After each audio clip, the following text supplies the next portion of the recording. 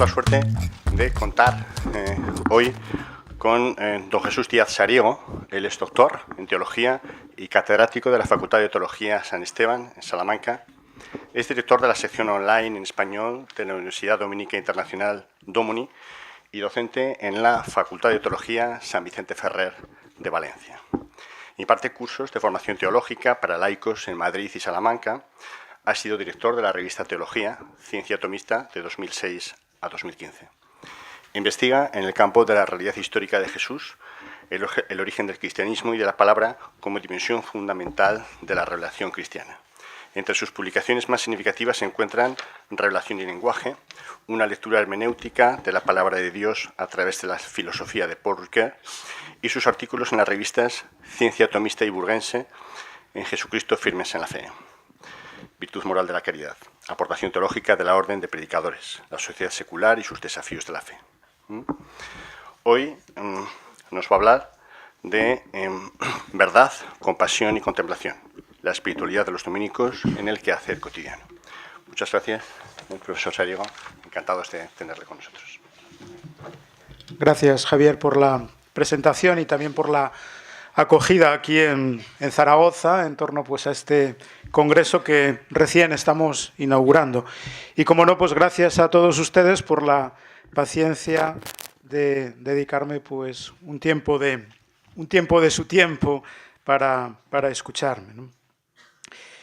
Como ya se ha señalado, el título propuesto para esta conferencia inaugural, que como conferencia inaugural que es, pues pretende ofrecer un marco teórico que luego, sucesivamente, en los sucesivos encuentros que tengan en este congreso, pues puedan ir aplicando o llevando ya a un terreno más práctico, ¿no? Les decía que el título propuesto es Verdad, Compasión y Contemplación. Tres palabras que sin duda alguna están más presentes en todos y en cada uno de nosotros de lo que parece o de lo que en muchas ocasiones pues, nos hemos parado a pensar. Probablemente cuando uno oye estas palabras, verdad, compasión, contemplación, pues le pueda llevar incluso pues, o bien a prejuicios sobre el contenido que a lo largo de la historia o de nuestra tradición, en concreto tradición cristiana, pues hayamos podido dar. Sin embargo, son tres palabras sumamente ricas. Son tres palabras, yo diría, a través de las cuales la experiencia cristiana puede encontrarse con mindfulness y puede encontrarse, por tanto, con, digámoslo así, esta recuperación por educar la propia interioridad de cada uno de nosotros, el propio interior, ¿no? Sin duda alguna que en el quehacer de la vida cotidiana de las personas y en sus modos diarios de situarse ante la vida, todos tenemos un modo más o menos concreto de situarnos ante la vida. En el día a día, pues nuestra fortaleza interior en muchas ocasiones se pone a prueba, ¿no? Es decir, nuestra capacidad humana de resistencia pues es llevada hasta el límite de sus fuerzas en no pocos momentos de nuestra vida diaria, ¿no? El exceso de trabajo, para algunos, para otros, desgraciadamente, la ausencia permanente de trabajo, ¿no? O la ausencia permanente de un estímulo que tenga cada uno pues, desde que se levanta hasta que se acuesta, ¿no? La excesiva acumulación de preocupaciones, ocupaciones o desocupaciones, las insatisfacciones y frustraciones, los vacíos de la vida que no logramos satisfacer del todo, etc., nos hacen seres frágiles y convierten nuestro interior en lábil, inestable y poco seguro. Todo aquello que nos hace vulnerables afecta a nuestro equilibrio personal, psicológico, emocional, y la dificultad para curar las heridas de la vida, el inadecuado manejo de nuestras emociones, el descentramiento, la pérdida de conciencia sobre la realidad del presente, el estrés, la ansiedad desmedida, la depresión, etc., nos afectan en nuestro equilibrio interno y en nuestra capacidad de concentración. Por eso los tres vocablos propuestos, la verdad, compasión y contemplación, yo les voy a ofrecer como la espiritualidad de los dominicos. Yo soy dominico, pertenezco a esa orden religiosa, pues voy a intentar transmitirles cómo nuestra vida diaria, nuestro quehacer cotidiano, intentamos, porque también lo intentamos, ¿no?, enriquecer el sentido de la propia vida diariamente, enriquecer nuestra vida interior y nuestra conciencia, pues desde esas tres palabras o desde esos tres vocablos, ¿no? sin duda alguna que son tres vocablos pues que están en la experiencia cristiana, no se distancian en absoluto de la experiencia cristiana. Y no porque el cristianismo se haya apropiado de forma exclusiva de esos vocablos, ¿no? Ya que no pertenecen a ningún credo concreto. Yo diría que son tres vocablos que pertenecen a toda persona por el hecho de haber nacido. Por eso son patrimonio de todos. Y por eso el contenido que esos vocablos nos recuerdan o nos reflejan puede ser probablemente un contenido donde podamos encontrarnos, incluso desde diferentes posiciones, desde diferentes ideologías, desde diferentes credos, etc. Por eso el valor y el significado de estos vocablos ayudan, al menos a los que profesan el cristianismo, o intentan ayudar a los que profesan el cristianismo, en sus procesos de maduración espiritual, porque orientan y enriquecen la personalidad, la propia personalidad, fortalecen el equilibrio personal y refuerzan la conciencia plena de lo que perciben en cada circunstancia cuando logran vincular, y esto es importante, cuando logramos vincular pensamiento y conducta. Esos tres vocablos pueden ayudarnos a vincular adecuadamente en nuestra conciencia, en nuestro interior, pensamiento y conducta. Pues bien, en la vida de los dominicos, que no se distancia, como no puede ser menos, ¿no?, de la experiencia cristiana, quiere dar especial relevancia a la verdad, a la compasión y a la contemplación, ¿no? Y lo quiere hacer pues en el quehacer cotidiano, porque son palabras que podemos reflejar cotidianamente en la propia vida, ¿no? Mindfulness encuentra sus raíces, como bien sabemos, en la tradición religiosa del budismo y se apoya en los desarrollos significativos de algunas tradiciones filosóficas, ¿no? En la actualidad, la aplicación del concepto y lo que el concepto representa, pues se extiende a diversos campos, ¿no?, desde la medicina, en sus vertientes, de la psicología clínica y de la psiquiatría, hasta la educación y la enseñanza, cuando intenta aplicar una determinada pedagogía que facilite la maduración en la interioridad de las personas, ¿no? Se constata con frecuencia, cada vez más, la programación para los estudiantes universitarios de talleres de atención plena, conscientes de que en la mayoría de los casos la distancia que separa el éxito del fracaso no reside tanto en el talento natural, aunque también, como en la capacidad de concentración interior que permita a los alumnos retener conceptos, relacionarlos, entenderlos e incorporarlos a sus estructuras personales de pensamiento. Los estudios científicos, como en cierto sentido ya se nos ha señalado, inaugurando este congreso, han demostrado lo que ya antes de Cristo, ¿no?, sabían los budistas. Es decir, que un estado de atención consciente ayuda no solo, fíjense lo que les voy a decir, un estado de atención consciente ayuda no solo a reducir el estrés o la ansiedad, sino también a ser más creativos. La creatividad, algo que nuestra sociedad constantemente demanda, nos va a exigir, sin duda alguna, un estado especial de concentración, ¿no?, para ser más creativos, ¿no? También para poder juzgar y valorar las situaciones con mayor claridad, las situaciones que la vida, a veces de un modo sorpresivo, a veces de un modo más programado, nos plantea, ¿no? También aumentar la resistencia emocional y a disfrutar más de lo que estamos haciendo en cada momento, ¿no? Al practicar la conciencia plena, desarrollamos una mayor capacidad de discernimiento y de compasión. Nos ayuda a recuperar nuestro equilibrio interno, atendiendo de forma integral a los aspectos de la persona, a su cuerpo, mente y espíritu.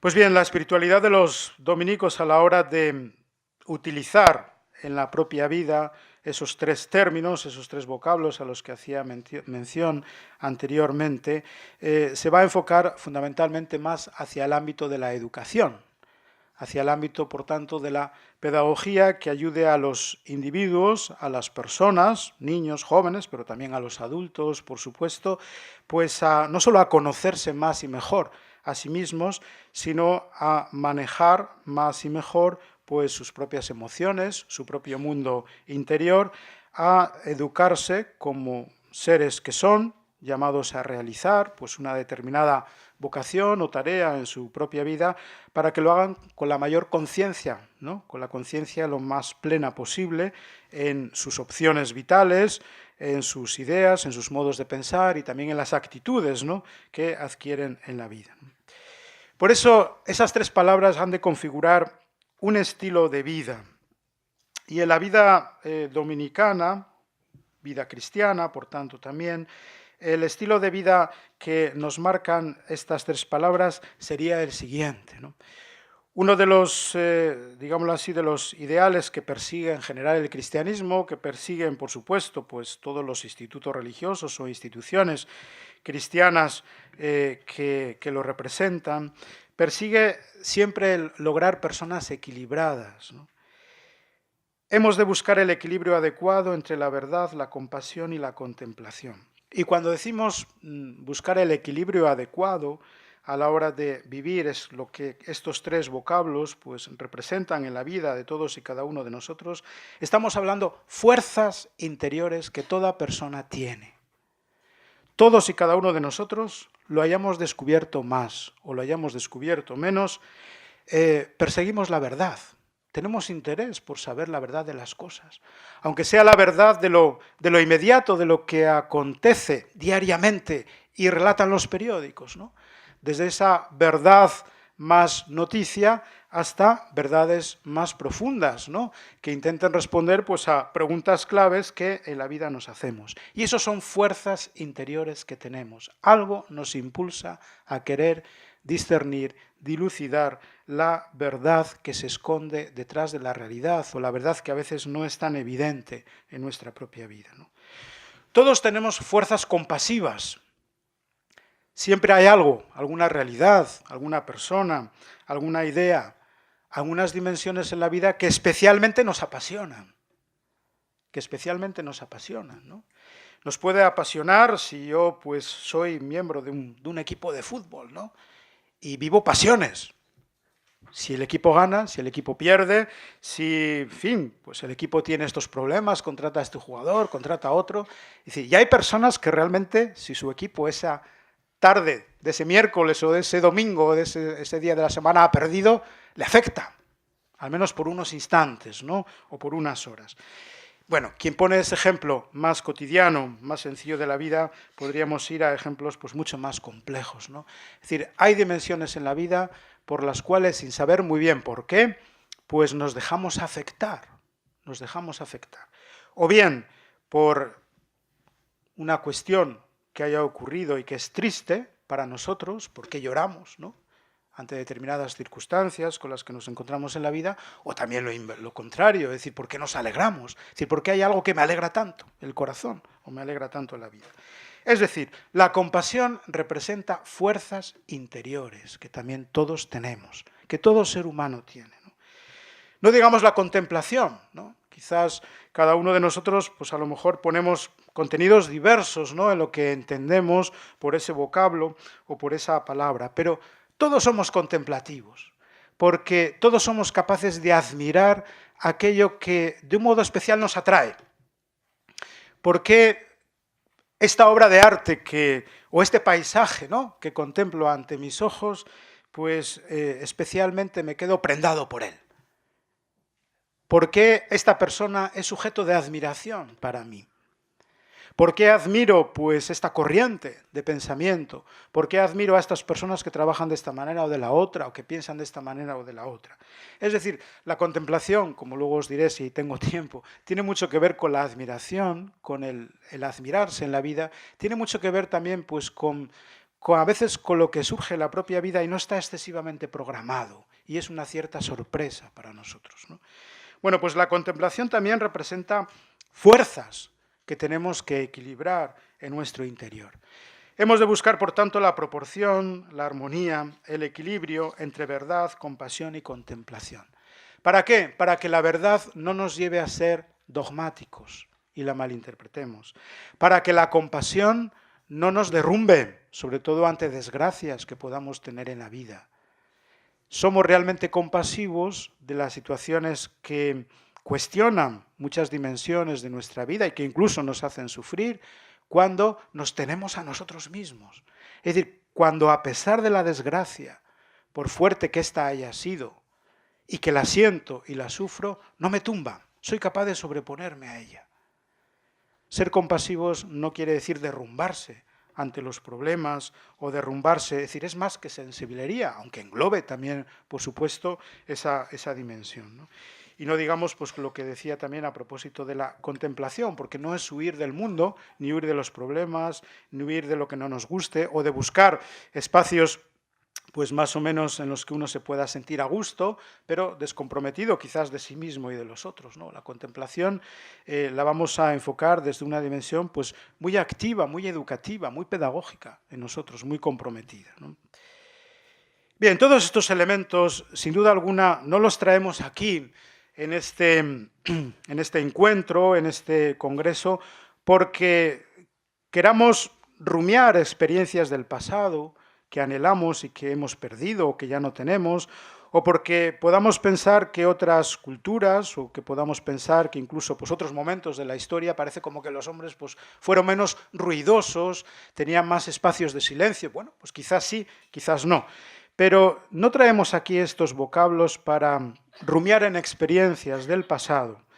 Y tampoco los traemos aquí con la finalidad de proyectar con preocupación hacia el futuro lo que aún pues, no hemos conseguido del todo, ¿no? Podemos también pasarnos la vida pues, soñando aquello que no tenemos cuando nunca lo vamos a lograr tener, ¿no? Bien, yo entiendo que mindfulness, puesto que quiere prestar especial atención al momento presente, quiere prestar especial cuidado y atención pues, a lo que cada persona conscientemente en cada momento vive, ni vamos a añorar inútilmente el pasado, ni vamos a soñar pues, con un futuro que todavía no tenemos, ¿no? Vamos a llevarlo, por tanto, al terreno de lo presente. Al llevarlo al terreno de lo presente, lo que pretendemos cuando traemos aquí a colación, a debate, a diálogo, a la escucha, el contenido de estas tres palabras es porque queremos en ellas buscar base espiritual que afecta a los fundamentos de nuestra persona. Base espiritual que afecta a la esencia de lo que somos. Dicho en otros términos, base espiritual que afecta a nuestra conciencia. Cuando hablo de base espiritual, no estoy hablando de ninguna expresión religiosa concreta. Las diversas expresiones religiosas irán ofreciendo caminos, irán canalizando espiritualidad con una determinada tradición, una determinada normativa, unos determinados criterios, etc. Cuando hablo de base de espiritual es aquello que nos acompaña siempre. Por el hecho de haber nacido, también somos o tenemos en nuestras personas pues esa dimensión. La desarrollemos o canalicemos en una creencia concreta o en otra, etc. Eso ya es un segundo paso, eso ya sí que ya es una opción más personal de cada uno. Pero la base espiritual, como nuestra base de inteligencia, como el corazón que late en nuestro interior, ¿no? Como otras dimensiones de la persona. Bueno, pues en esa base espiritual que es común a todo ser humano por el hecho de haber nacido, sería interesante ver, descubrir cómo estos tres vocablos, entre otros, ¿no? Bien, hemos elegido estos tres porque nos parecen fundamentales, pueden ayudarnos a ser personas más equilibradas, más atentas y más conscientes del momento presente, concreto, en el que nos encontramos. Bueno, pues esto va a exigir el constante aprendizaje de ser uno mismo. El constante aprendizaje de ser uno mismo, ¿no? Y esa es nuestra base espiritual. Si realmente logramos ser nosotros mismos, cada uno sí mismo, habrá desarrollado mucho su propia base espiritual, ¿no?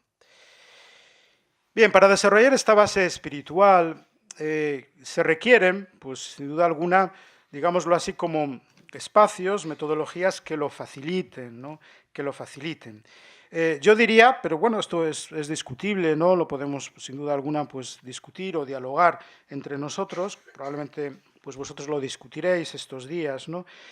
Para lograr el aprendizaje de ser uno mismo, requerimos estructuras de cierta flexibilidad o estructuras democráticas, solemos decir entre nosotros. Quiero decir que cuando vamos al ámbito de la educación, una educación excesivamente rígida no sé si va a facilitar a la persona el que haga un aprendizaje de sí mismo. una normativa excesivamente rígida, y con esto no quiero decir en absoluto que las normas, los criterios no valgan, no sirvan, ¿no? No sé si nos hace más responsables, es lo que quiero decir, ¿no? Lo que quiero decir y a donde quiero llegar es que para lograr un constante aprendizaje de uno mismo se requieren márgenes responsables y libres de libertad, ¿no? Por eso, estructuras flexibles, democráticas, que interactúen, que dialoguen también, pues por supuesto, ¿no?, con otras corrientes de pensamiento, con otros modos de ver las cosas, no va a ser un desafío que nos lleve a la nada, todo lo contrario, es un desafío que pueda ayudar a encontrarnos y que cada uno se encuentre consigo mismo, ¿no? Hay un autor, un filósofo francés, que siempre él dio hace unos años una conferencia por doctorado honoris causa en la Universidad Complutense, preciosa, que marcó, sin duda alguna, a partir de los años 90, pues un cierto, digámoslo así, camino en el pensamiento de lo que él planteaba, ¿no? Y él planteaba lo siguiente: cuando la persona logra ser más sí misma, es más responsable, porque es consciente hasta del daño que puede hacer a otros. Y por eso se vuelve más responsable. Porque la medida en que no somos nosotros mismos, es decir, no mantenemos un control adecuado sobre nuestras emociones, nuestras pulsiones, es decir, lo que en nuestro interior surge, que es lo que vamos a volcar, ¿no?, hacia afuera, hacia otros, hacemos a los demás más vulnerables. Un médico que no se tiene a sí mismo, que no tiene conciencia plena de cuál es su actividad, hace a los enfermos más vulnerables. Les puede hacer mucho daño. Es un ejemplo, ¿no? El médico es un ejemplo. ¿Se ha ido la voz? Ahora sí.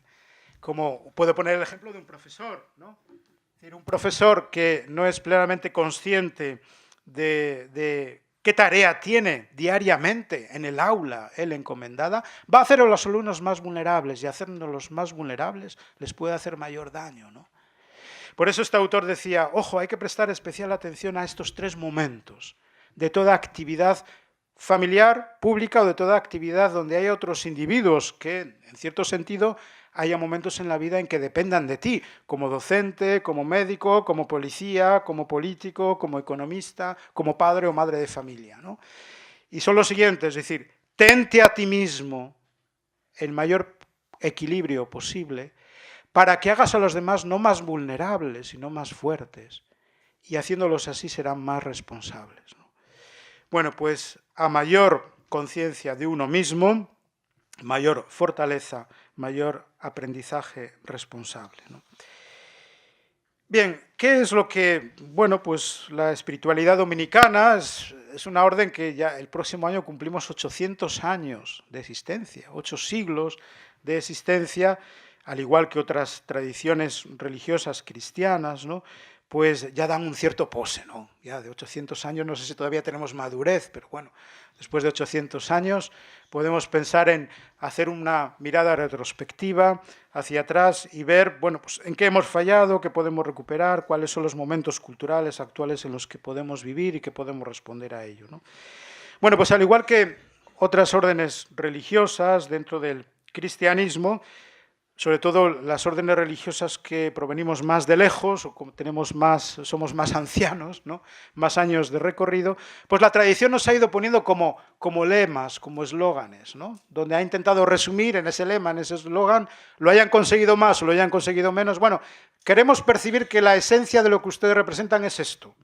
Otra cosa es que sean lo suficientemente responsables y realmente la lleven a la práctica o no diariamente. Pero en todo caso parece que la esencia se podría resumir en esto, ¿no? Y hay tres palabras que la historia de estos 800 años pues ha ido poniendo, sin duda alguna, pues a la orden de predicadores o a la orden dominicana, los dominicos y las dominicas también, ¿no?, que participan sin duda alguna de esta misma espiritualidad. El lema veritas, ¿no?, verdad. Pero claro, cuando hoy dice uno en muchos foros el lema veritas, verdad, dice, ya viene alguien dogmático. Lejos de eso. Precisamente, si hablas de la verdad, no puedes hablar de dogmatismo. Si es dogmatismo, probablemente no sea verdad, ¿no? Bueno, pues el lema veritas, que en latín suena pues quizás con más, digámoslo así, más aplomo, ¿no?, más raigambre, El lema Veritas fue uno de los lemas que se acuñó pues, a esta orden religiosa pues, dentro de lo que es la experiencia cristiana, ¿no? Y se acuñó a esta orden religiosa, entre otras cosas, porque ya en el siglo XIV, el emperador de entonces, Luis de Baviera, quedó admirado de cómo aquellos frailes dominicos cristianos, en una disputa que había entre el Papa Juan XXII y el emperador, no le dieron la razón ni a uno ni al otro. Y aquellos frailes intentaron mostrar el error en el que estaba uno y en el que estaba en otro. Y llegó a decir Luis de Baviera, la orden de predicadores es la orden de la verdad, ya que la defiende, es lo que yo ahora quería llegar, con tanta decisión como libertad. La verdad tiene que ver con la decisión. La verdad tiene que ver con las opciones que tomamos en la vida. La verdad tiene que ver con las elecciones, lo que elegimos ser o lo que elegimos no ser. Y la verdad, por supuesto, tiene que ver con la libertad. Sin libertad no hay verdad. Yo les decía antes qué importante es quizás hoy, por aterrizar más al ámbito de la educación, que es donde, bueno, pues quizás las órdenes religiosas, entre ellas pues también los dominicos hemos puesto también bastante nuestro empeño, aunque no exclusivamente, ¿no? Les decía que hemos de educar en estructuras flexibles, y eso no quiere decir que todo valga, ni mucho menos. Quiere decir que hay que dejar a los individuos respirar, es más, lograr que respiren por sí mismos. ¿Cuál será nuestra labor? Ayudarles a que sepan respirar. Pero no hay que darles la respiración, ya está en cada uno. Saca de ti mismo aquellos elementos que la educación te ayudará a darle mejor forma, ¿no? Bueno, pues decisión y libertad, lo dejo ahí, dos elementos para enfocar pues la verdad lejos, como les decía, de todo dogmatismo. ¿Por qué? Porque hemos de tener en cuenta esta doble convicción. Fuera de la verdad, todo se construye en falso. Lo decían nuestros clásicos, fuera de la verdad, todo se construye en falso. Pero hay una segunda convicción importante. Hemos de ser conscientes de que la verdad, al menos la verdad con mayúscula, la verdad definitiva, ¿no?, aún no ha sido ocupada del todo. Nadie la tiene del todo. Y sin embargo, todos tenemos algo de la verdad, ¿no? Creo que ahí podemos equilibrar muy bien esos falsos dogmatismos o incluso llevados al extremo, pues a fundamentalismos, no solo, pero también de índole religiosa, como pues a veces a lo largo de la historia y por desgracia también en la actualidad podemos en muchas ocasiones constatar, ¿no? La verdad tiene otros juegos. La verdad es oxigenante.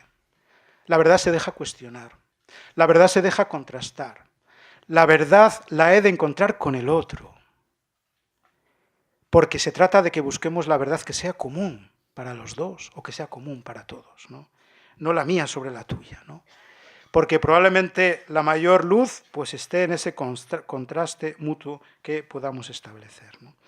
Bien, pues voy a poner especial atención en mi conciencia en cada momento, en la vivencia de cada momento, pues también en la medida en que me deje contrastar por otros, ¿no?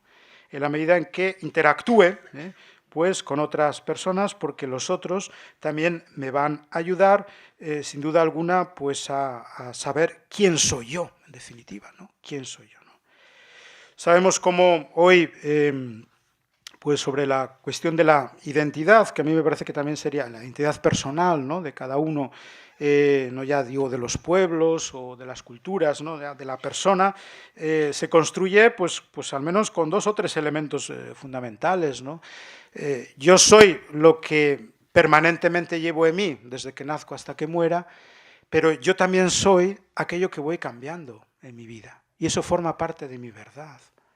Porque me voy educando, incluso puedo cambiar de opinión, si lo sé fundamentar, si la nueva opinión me enriquece aún más que la anterior, ¿no? ¿Por qué? Porque las experiencias de la vida pues me van moviendo, voy nadando como en el agua, ¿no? Es decir, no estoy nunca en el mismo punto, ¿no?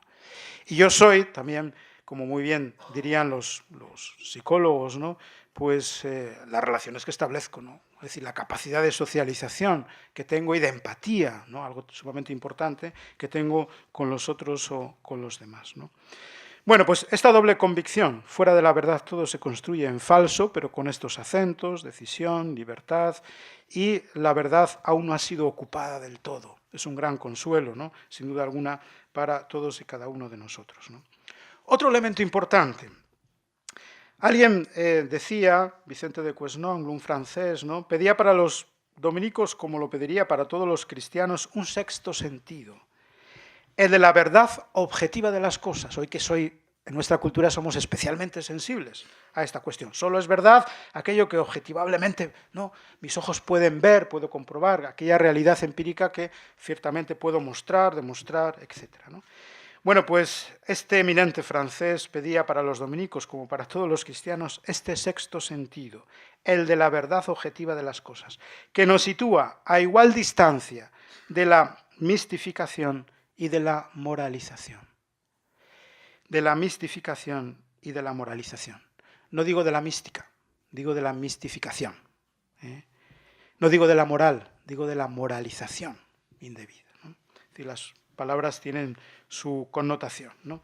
¿Por qué? Porque la verdad de las cosas es más real y objetiva que todas las sublimaciones y mistificaciones a las que con frecuencia sometemos la realidad, y más consistente que todas las moralizaciones que puedan inspirar muchos discursos, a veces también religiosos, sobre Dios, sobre el hombre, sobre el ser humano, etc., ¿no? Es decir, que en la verdad también engloba, sin duda alguna, pues esa dimensión, ese reclamo, ¿no?, contemporáneo, que es el de pisar tierra, ¿no? Para tener conciencia plena de mí mismo, en la medida en que me pueda acercar a ese deseo, ¿no?, o a ese ideal, pisando tierra. Es decir, pisando tierra, porque incluso esta herramienta muchas veces nos va a ayudar pues, a aceptar la realidad del presente que estoy viviendo. Será el primer paso, no sé si el primero, los psicólogos tendrán la palabra a ese respecto, ¿no? Pero cuando soy capaz de nombrar, un ejemplo, cuando soy capaz de nombrar lo que me está pasando, estoy tomando conciencia, en cierto sentido, es decir, estoy acotando el problema o la dificultad o la situación que ya estoy viviendo.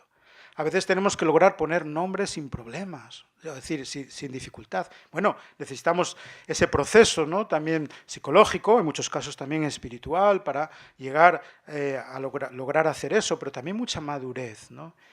Yo recuerdo a veces, pues, acompañando, bueno, he vivido unos años en Ginebra, donde he estudiado, y también he trabajado sobre todo con población carcelaria, ¿no?, donde este tema del mindfulness sería muy interesante. Trabajar es decir, con personas que en un momento dado de su vida viven esa situación.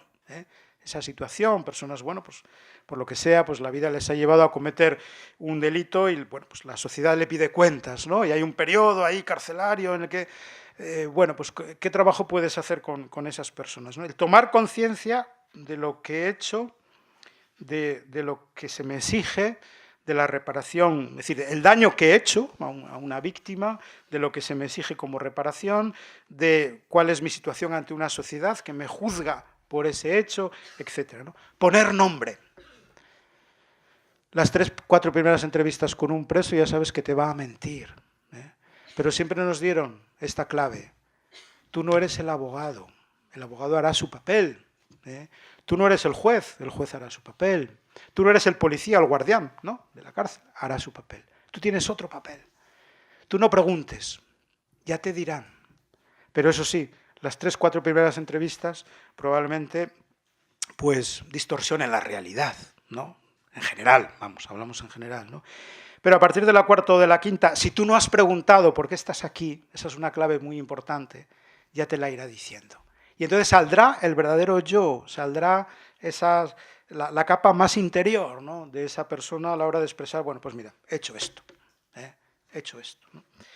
Bien, pues quería decir con esto que, sin duda alguna, explorar la verdad debe llevarnos, en la medida de lo posible, a la objetividad de las cosas, para no apoyarnos en capas que en el fondo son falsas, ¿no?, que son apariencias, que creemos que desde ahí estamos entendiendo todo y en el fondo vivimos nuestro propio autoengaño, ¿no? Probablemente sea una pauta, ya los especialistas pues, de mindfulness lo sabrán mucho mejor que yo, ¿no?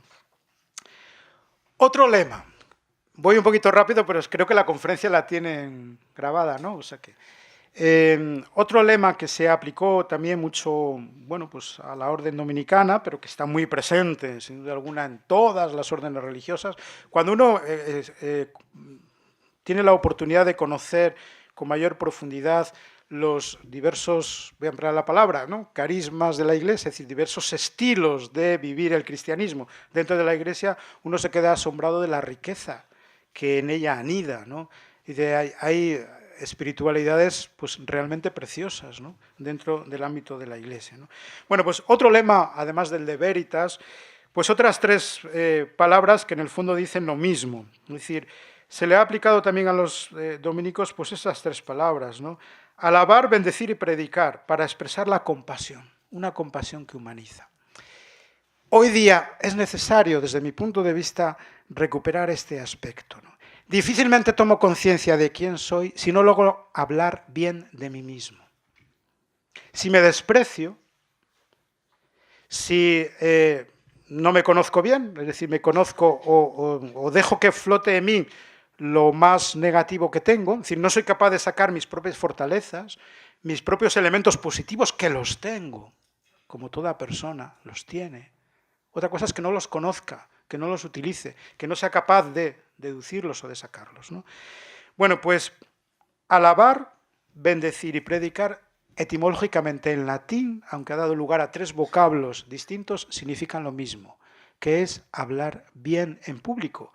Es decir, dicho en otros términos, que lo que digas de ti, expreses de ti, saques de ti hacia afuera, habla bien de ti, ¿no? Eres sujeto, ya entro quizás en una categoría más teológica que a lo mejor no viene aquí al caso, es decir, eres sujeto de gracia. Dicho en otros términos, quizás más fáciles para nosotros hoy, eres sujeto de posibilidades. Hay una, no sé si aquí en Zaragoza está muy extendido o no, supongo que sí, dentro de las corrientes psicológicas más humanistas. Toda corriente psicológica supongo que es humanista porque trata al ser humano, pero bueno, para entendernos se denominan así, piensa en positivo, ¿no? Es decir, saca lo mejor de ti mismo, no porque te lo inventes, sino porque lo tienes, ¿no? Bueno, pues todo individuo, cuando toma más plenamente conciencia de sí mismo, es capaz de alabar, bendecir, en latín es lo que significa, benedicere, es decir bien. Decir bien de ti mismo, decir bien de los otros, decir bien del mundo. Bueno, pues esto desarrolla o nos ayuda a desarrollar, sin duda alguna, con fuerza la compasión que humaniza. Porque podemos ejercer una compasión deshumanizadora. Si no nos ayuda pues a arreglar la situación o a enmendarla, ¿no? Es verdad que en el ser humano existe esta capacidad y es el de aproximarte mucho o lo más posible al dolor o al sufrimiento del otro. A veces tendremos que llorar con el otro su desgracia, por supuesto, ¿no? Tendremos que escuchar del otro su desgracia. Y ahí estoy haciendo gestos compasivos, ¿no? Pero la compasión no la he de dejar solamente en el ámbito de los sentimientos, aunque sean momentos que he de utilizar, ¿no? Cuando alguien viene desarmado a ti, pues le cojo con un abrazo, a veces tampoco, esto sobre todo, bueno, los que sois médicos lo sabéis mucho mejor, ¿no? Es decir, lo que se sufre en los hospitales, ¿no? Es decir, la medicina ha logrado evitar el dolor físico, no diría al 100%, pero bueno, en un alto porcentaje, ¿no? Pero, sin embargo, eso no quiere decir que la gente no sufra, ¿eh? Bueno, pues muchas veces hemos de utilizar, porque quizás esa es la primera ventana, ¿no?, que nos lleva al otro, pues ese nivel de sentimientos para acoger el dolor del otro. Y la compasión es compadecerse con, ¿no? Tiene también esa otra dimensión. Pero la compasión he de llevarla también a la inteligencia. no la he de guardar solo en el ámbito de los sentimientos, ¿no? He de educar también el sentimiento, y soy inteligencia, voy a utilizarla para ello, ¿no? Hay un autor que quizás lo expresó muy bien en estos términos, es decir, yo no he de querer ni mi propio mal, bueno, lo aplicaba al ámbito de la enfermedad, no he de querer tener una enfermedad ni querer deseársela a nadie, ¿no? Cuando ésta llega, yo voy al médico y me dice, mire usted ha desarrollado un tumor cancerígeno, pues tenemos que empezar quimioterapia o radioterapia y no sé el resultado que esto dará, ¿no? Bueno, pues no he de querer tener el mal, ni he de buscarlo, pero cuando este me llega, bueno, viviré esas fases, ¿no?, que se suelen vivir, sobre todo cuando pues, uno se ve ante una situación límite, ¿no?, en su propia vida. Llegará un momento de esas fases, después de la revuelta, de preguntarme por qué a mí, etcétera, de intentar buscar respuestas, he de llegar, dice, a aceptar mi propia realidad. El día que la familia pues, logre decir, tiene cáncer, y logre decir, y el médico ha dicho, pues mire, a su hija yo no le auguramos más de 2 meses de vida, ¿no? Esto es duro, es fuerte, pero supone un paso importante, de compasión también, ¿no? Último paso, quizás el más inteligente de todo este proceso. Hasta de ese mal he de sacar provecho. Hasta de ese mal he de sacar provecho. Esta es la compasión más inteligente. Y probablemente sea la actitud compasiva que nos pueda ayudar a decir, no hay realidad que me tumbe, no hay realidad que me tumbe. No estamos hablando, por tanto, de un falso consuelo. Estamos intentando buscar un consuelo inteligente. Es decir, que cuando yo también tengo que tomar conciencia de mí mismo o he de ayudar a que los demás que me rodean, si yo soy el enfermo, ¿no?, tomen conciencia de sí mismos, hemos de al menos intentar perseguir este proceso, ¿no?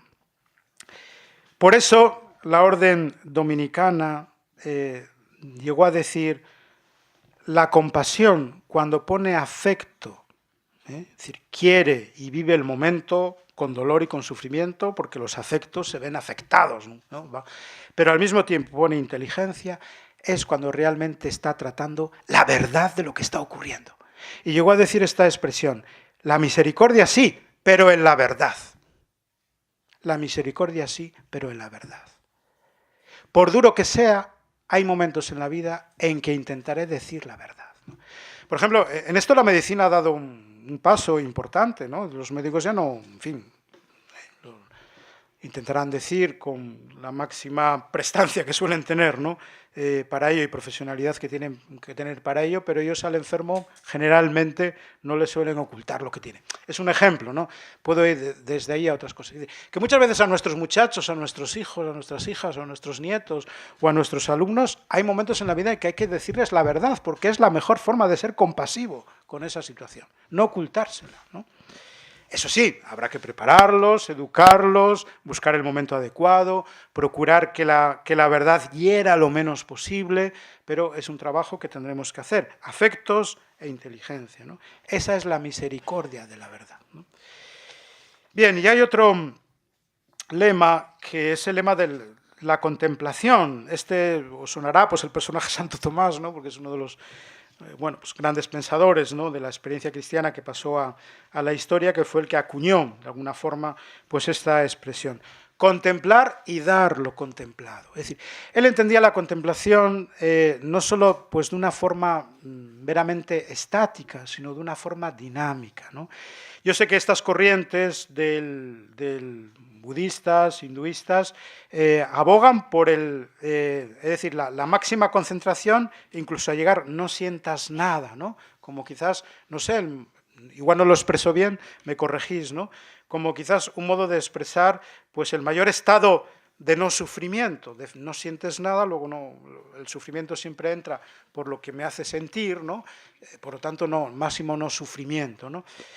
En el cristianismo, al menos en esta corriente predominante que entró mucho pues, en el pensamiento filosófico cristiano y teológico, entendería más bien la contemplación como compromiso, ¿no? como compromiso transformador, ¿no? Es decir, yo puedo ser una persona muy contemplativa, haber logrado generar en mí mismo mucho silencio interior, mucha felicidad, mucho sosiego, mucha paz, mucho equilibrio, ¿no?, interior. Pero el cristianismo de esta corriente quisiera que eso que tú has logrado descubrir se lo transmitas a otros. Es decir, que te lleva a comprometerte más con los otros, para bueno, pues ayudarles a salir a los otros pues del fondo en el que se puedan encontrar, ¿no? Por eso es una contemplación más comprometida, ¿no?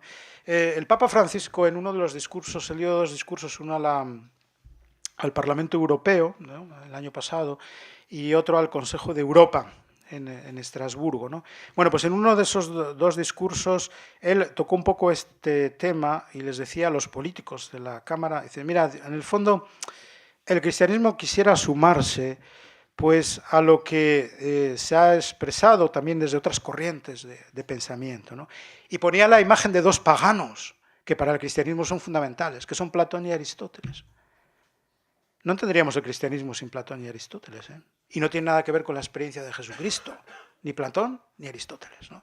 Bueno, pues en el Vaticano hay un famoso cuadro, famoso fresco, que si ustedes lo visitan les invitaría a que lo vean, ¿no?, donde aparece Platón apuntando con el dedo hacia arriba, es decir, al mundo de las ideas, ¿no? Es decir, al mundo, decía el Papa, bueno, quizás el cielo, vamos a decirlo en cristiano, pero bueno, al menos al mundo de las ideas, o al mundo superior, o al mundo que está más allá de mí, al mundo trascendente, podríamos decir, ¿no? Y Aristóteles dice, todo eso está muy bien, el dedo pisando, mirando hacia la tierra, ¿no?, apuntando hacia la tierra, hacia la experiencia, hacia la realidad, ¿no? La conjunción de las dos cosas, ¿no? Esa sería la contemplación dominicana o de esta corriente cristiana, ¿no? Esa contemplación que no huye del mundo, que no quisiera huir de los problemas, de las dificultades, sino que todo lo contrario, quisiera tomar conciencia de la dificultad, ¿no?, para afrontarla con todos los recursos que yo tenga, ¿no? Hombre, yo entiendo, sin tampoco conocer en profundidad, que el mindfulness o el conocimiento de uno mismo, la toma de conciencia del momento presente en el que uno está, vuelvo a lo que os decía antes, es decir, ambos elementos de alguna forma tienen que estar presentes. Es decir, si soy consciente de la situación en la que estoy, bueno, estoy pisando tierra, no estoy huyendo de ella. Es decir, me estoy predisponiendo a afrontarla, ¿no? Si es una dificultad mayor o lo que sea, ¿no? O si es un disfrute, ¿no?, de algo que realmente estoy disfrutando, ¿no?, de ese momento, ¿no? Bien, y ya para ir terminando, yo en la conferencia pues había previsto, pero como lo tienen escrito, lo pueden seguir ahí, algunas aplicaciones de estos, digámoslo así, lemas, principios, ¿no?, verdad, hablar bien de uno mismo, de las cosas, viendo las posibilidades y la riqueza que en uno anida, y la contemplación pues a la dimensión más educativa, ¿no? Ya les decía al principio, bueno, pues los dominicos nos hemos enfocado más al ámbito de la educación, otras congregaciones religiosas han enfocado también al ámbito sanitario, ¿no?, y tienen gran experiencia de lo que pues es o supone entre seres humanos pues abordar esa realidad en un momento dado, ¿no? Pero bueno, nosotros nos hemos enfocado más al ámbito de la educación. Y hacia el ámbito de la educación yo utilizaba, aplicando pues estos principios quizás para favorecer el mayor conocimiento, ¿no?, de uno mismo, la mayor toma de conciencia de uno mismo, pues aquel informe que ustedes conocerán, el informe de Lors, que ya fue en el año 98, me parece, donde hablaba de los 4 pilares, cuatro aprendizajes, ¿no?, pilares de la educación, ¿no? Aprender a conocer, aprender a hacer, aprender a relacionarse y aprender a ser, ¿no? Bueno, pues conforme a estos 4 pilares de la educación, que al menos en el ámbito educativo siguen estando por ahí, ¿no?, en los programas educativos, en las reformas de cada ley educativa, etcétera, yo simplemente se lo enuncio y les digo brevemente alguna cosilla a propósito de ello, ¿no? El aprendizaje de conocer, yo le llamaría también el aprendizaje de saber pensar. De saber pensar por uno mismo. Hay un autor que decía, cuando necesitamos que otros nos digan lo que hemos de pensar, somos animales. Dejamos de ser animales cuando comenzamos a pensar por nosotros mismos, ¿no? Bueno, pues la tradición dominicana, la tradición cristiana, quisiera ayudar a los individuos no a decirles lo que tienen que pensar, sino a que piensen por sí mismos, ¿no? En una ocasión, en la comunidad en la que yo estoy, pues en una ocasión pues nos visitaron, ¿no?, unos jóvenes y salieron un poco hasta, yo diría, pues como extrañados, ¿no? Decir, pues si hemos encontrado que no pensáis lo mismo. No, pues no. Es decir, cada uno tiene que pensar por sí mismo. Dará razón de qué es lo que piensa y por qué piensa lo que piensa. Entonces, ¿qué es lo que debería hacer, o de hecho hace, ¿no?, sin duda alguna hace los procesos educativos? Pues ayudar a darle herramientas a la persona, no para decirle lo que tiene que pensar, sino para que responsablemente piense por sí mismo y sea coherente con lo que piensa y con los actos que producen lo que piensa, ¿no? Esta convicción de que cada uno ha de pensar con sí mismo, yo creo que es el mayor respeto que podemos hacer a la madurez de la persona. A la madurez de la persona. Bueno, pues saber pensar. Tenía aquí más cosas, pero lo pueden leer. Otro aprendizaje importante en relación con el saber hacer, que decía el informe de Lors ante la ONU, ¿no? Pues yo diría que es el aprendizaje de saber ejercer la libertad compasiva. Saber ejercer la libertad compasiva es saber hacer las cosas reconociendo pues que somos débiles, que somos vulnerables, que somos sujetos también necesitados, a veces de corrección, de perfeccionamiento, de intentar mejorar las cosas constantemente en lo que haces, ¿no? Es, yo diría, pues la capacidad que debemos desarrollar en nosotros y desde nuestro mundo interior, que todo aquello que hagamos, lo hagamos en conciencia, es decir, con responsabilidad, ¿no? En el fondo, la libertad, ejercer la libertad compasiva es ejercer los actos pues con responsabilidad, ¿no?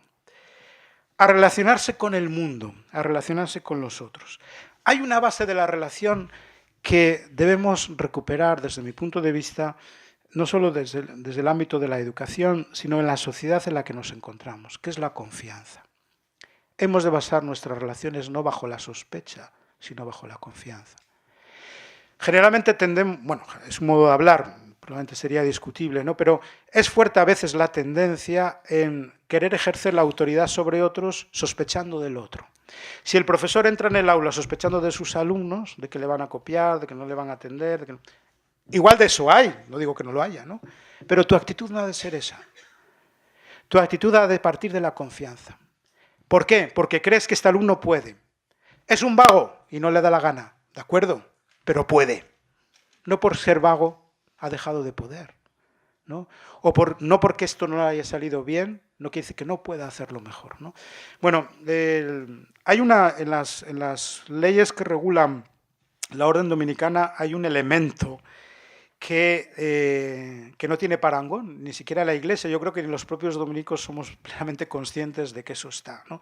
De hecho, a lo largo de la historia, sobre todo en el siglo XVI, aquellos frailes empezaron a reclamar, oye, que nosotros tenemos este principio que voy a formular ahora y no lo aprovechamos, ¿no? Es decir, nuestros errores, nuestro no cumplimiento de la ley nos obliga a pena, pero no a culpa.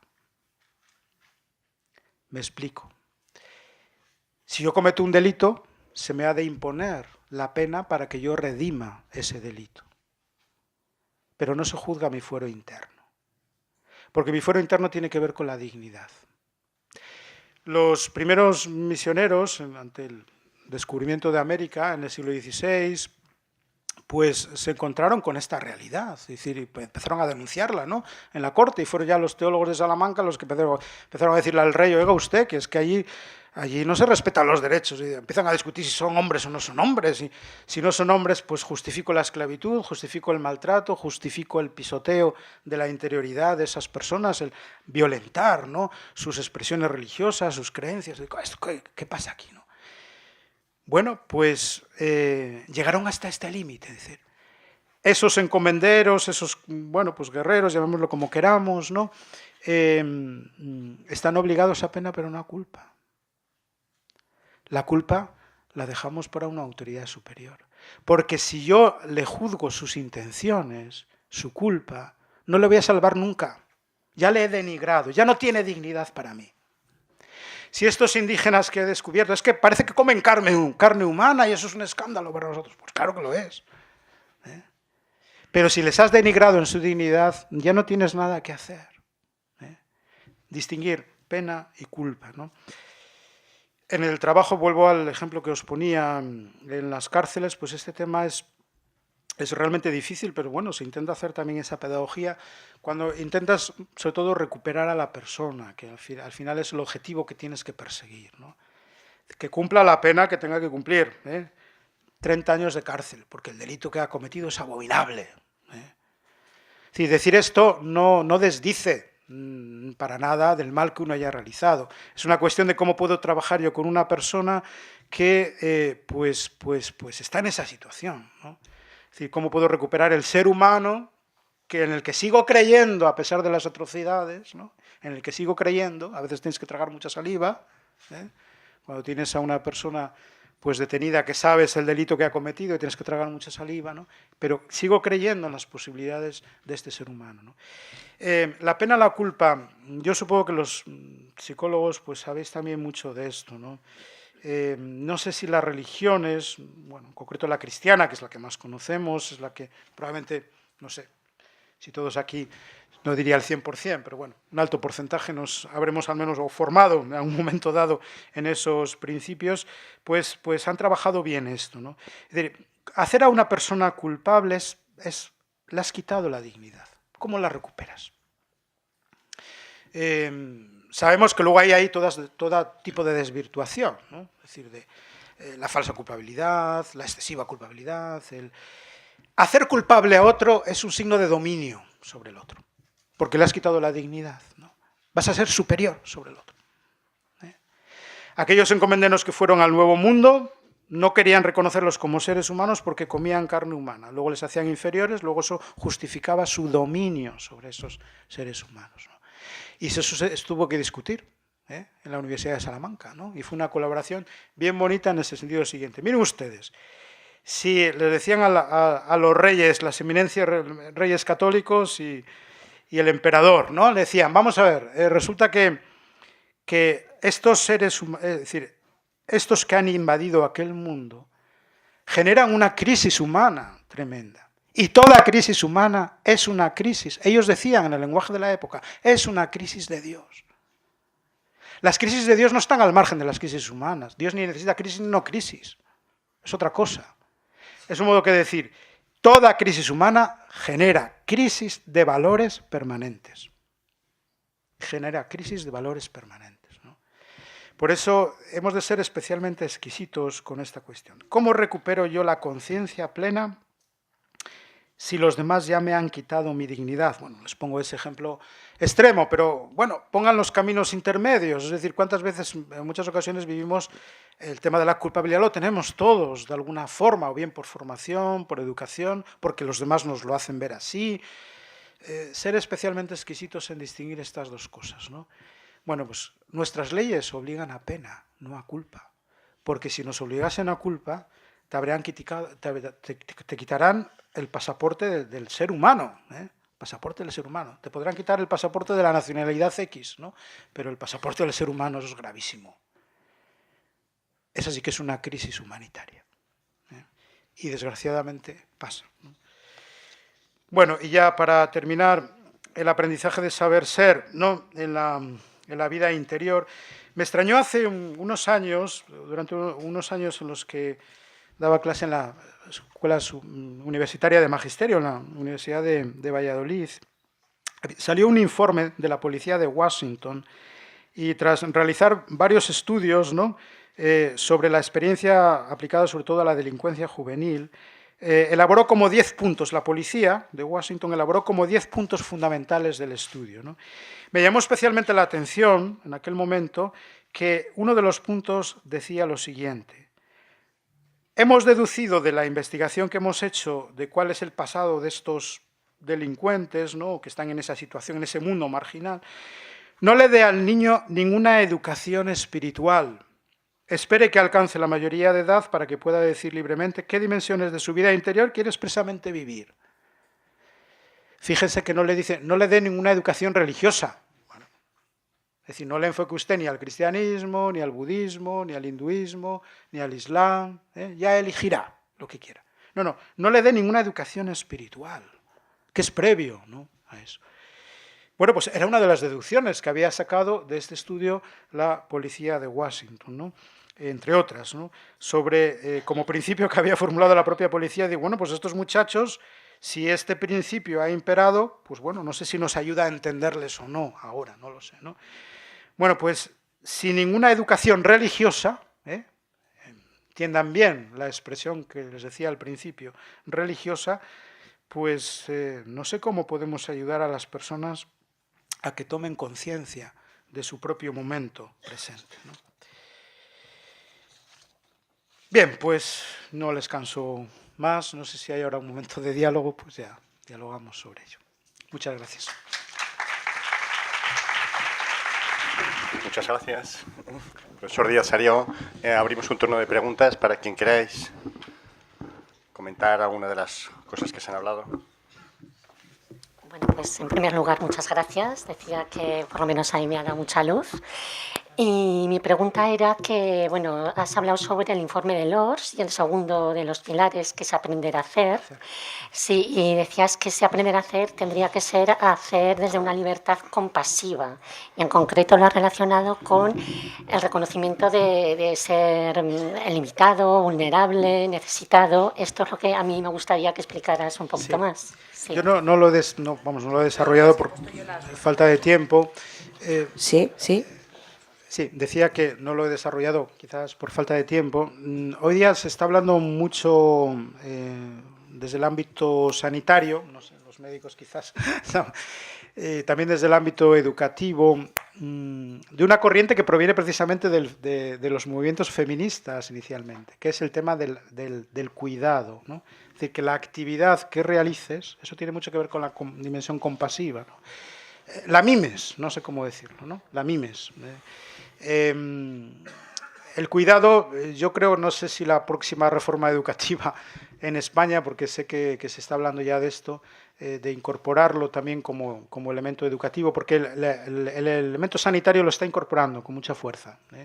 Bueno, yo soy asturiano, soy de Oviedo, nací en Oviedo y he conocido ahí, pues, o estoy conociendo, ¿no?, pues un nuevo hospital que se ha creado en la ciudad y al mismo tiempo ha querido ir acompañado, sí, pues con lo que implica un acompañamiento del enfermo, humanizar, digámoslo así, más el proceso, etcétera. Y están digámoslo así, el colectivo médico, el colectivo sanitario, está recibiendo cursos de este tipo, ¿no? Bueno, lo que quiero decir es que la libertad compasiva tiene que ver con la personalidad que cada uno tiene. Ahí estaría el subrayado de la libertad, es decir, yo tomo opciones para hacer esto, pero además he de hacerlas con la máxima prestancia, exquisitez, con cuidado, ¿no? Sobre todo cuando trato seres humanos, ¿no?, que es fundamentalmente de lo que se trata, ¿no? Es decir, que si yo soy profesor en el aula, tengo que tener incorporado en mí el valor del cuidado, ¿no? Santo Tomás, si me lo permitís, por ir a la tradición, él habla mucho de este tema, del cuidado. Digo porque es que son las feministas las que han recuperado a Santo Tomás, ¿no?, precisamente sobre esta cuestión, ¿no? Quizás porque proviene de la sensibilidad de la mujer, especialmente el cuidado de los hijos, el cuidado de la casa, la atención quizás más de la mujer sobre, bueno, pues quiere expresarse como más elegantemente las cosas, ¿no?, en el buen sentido del término, es decir, cuidarlo, ¿no? Bueno, pues yo diría que el cuidado es un gran gesto compasivo, porque es muy respetuoso con el otro. Es decir, el otro te merece tanto respeto que lo tratas como si es de cristal. Es decir, procuras que no herir lo menos posible, ¿no? Incluso con tu acción médica, educativa, etcétera, ¿no? Bueno, muchos dirían esto tiene mucho que ver con la educación, con el modo de estar presente uno ante los otros, ¿no? El cuidado en el lenguaje, ¿no? Eugenio de Ors decía esa expresión, no he entrado en esos temas más éticos de la palabra, ¿no? Pues el hablar bien implica una ética de la palabra. Es decir, la corrupción de una sociedad comienza por la gramática, ¿no? Es decir, cuando ya no se sabe lo que es verdad, lo que es mentira, lo que manipulas, segundas intenciones, no estás cuidando al otro. Es decir, el otro no es el que te escucha no es merecedor del mensaje que le estás transmitiendo, ¿no? Entonces, el cuidado sería un elemento interesante, cuidado de uno mismo, ¿no? Es decir, algo que también insistimos ahora mucho, ¿no? Pero en los próximos años, al menos en las próximas leyes, como en este país cada poco tenemos una ley educativa, las próximas leyes educativas van a incorporar este elemento. ¿Más preguntas por aquí? Sí, sí, Marta. Bueno, lo que sea. No es una pregunta, es agradecer la conferencia y sobre todo reforzar la idea que a mí por lo menos me ha gustado mucho del equilibrio de esas tres palabras, de esas tres fuerzas interiores que todos tenemos, ¿no? Porque con la verdad muchas veces somos dogmáticos y con la compasión y con la contemplación nos quedamos en uno mismo. Entonces, esa idea de la compasión, la contemplación como compromiso cristiano, a mí eso pues y el equilibrio sobre todo. Gracias, porque creo que nos ha aportado a mí personalmente ideas. La verdad sin compasión se puede volver fundamentalista. Es decir, todo me justifica para hacer ante otro, ¿no? Y eso es terrible.